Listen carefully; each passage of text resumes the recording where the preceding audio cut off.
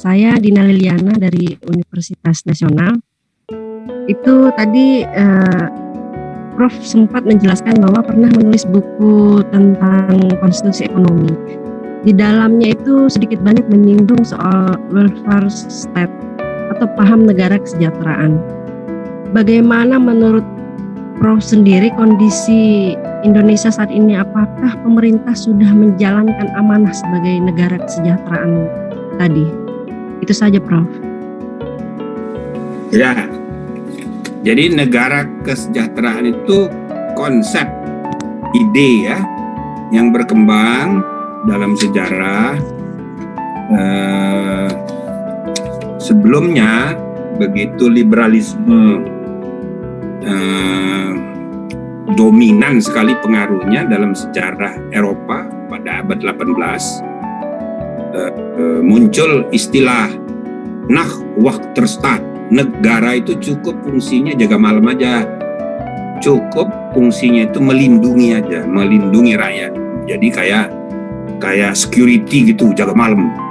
Selebihnya biar rakyat bebas cari duit sendiri, cari rezeki sendiri. Nggak ada orang yang mau nggak makan, dia nyari makan sendiri.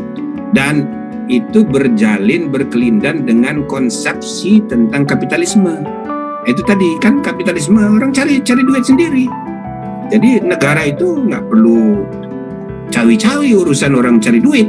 Cuman yang penting negara menjaga orang jangan cari duit saking rebutan lalu tidak adil. Nah gitu loh.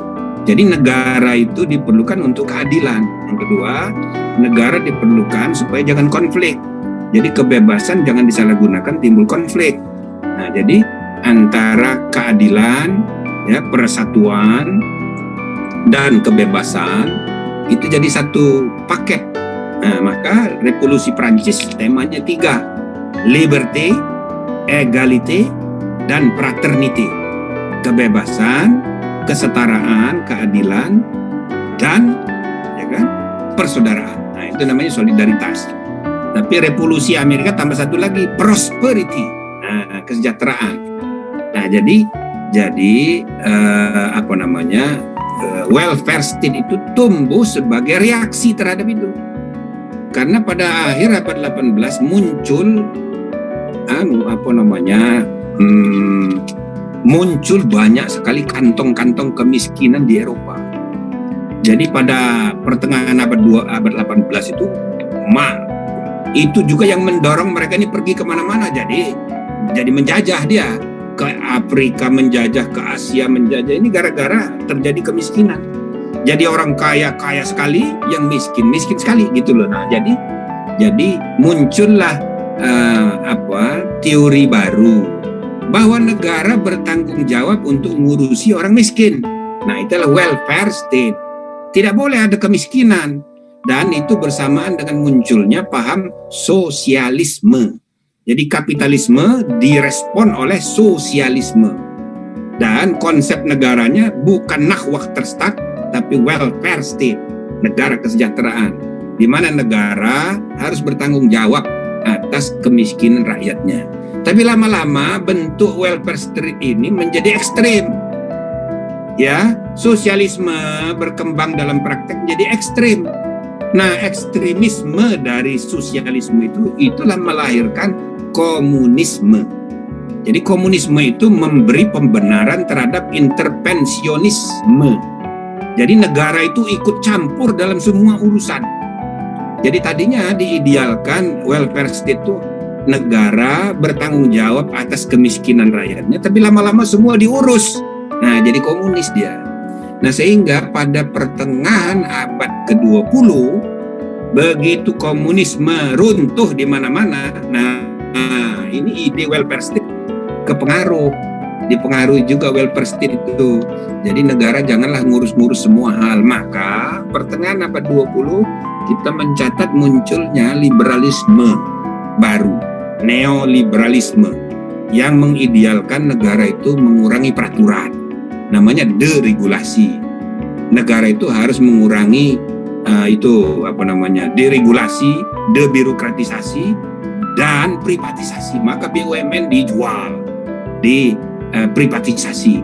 Itu yang dilakukan di akhir Orde Baru. Jadi dekade terakhir Orde Baru, 2 dekade terakhir tahun 80-an, tahun 90-an, itu yang terjadi. Nah, sekarang sebenarnya sedang terjadi lagi tanpa disadari. Itu juga Pak Jokowi asal ngomong tentang undang-undang peraturan. Pangkas tuh peraturan. Maksudnya apa ini? Supaya peraturan itu dibuang aja semuanya. Jadi sarjana hukum ini dianggap menghambat pembangunan. Nah itu. Padahal hukum ini kan perlu ngatur. Jadi jangan dianggap penghambat. Cuma yang begitu berpikirnya para insinyur kalau jadi presiden ya kan begitu. Dulu Bung Karno juga begitu.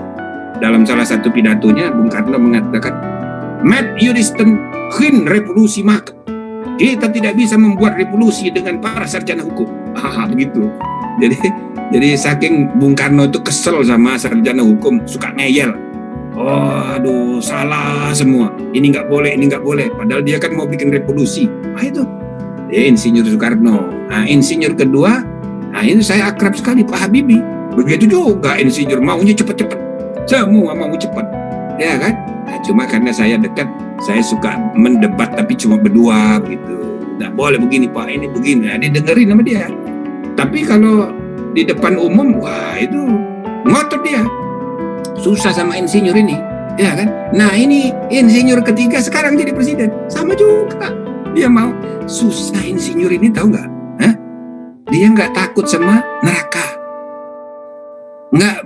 nggak peduli surga juga, karena insinyur ini bercanda ya, bercanda jangan serius ya.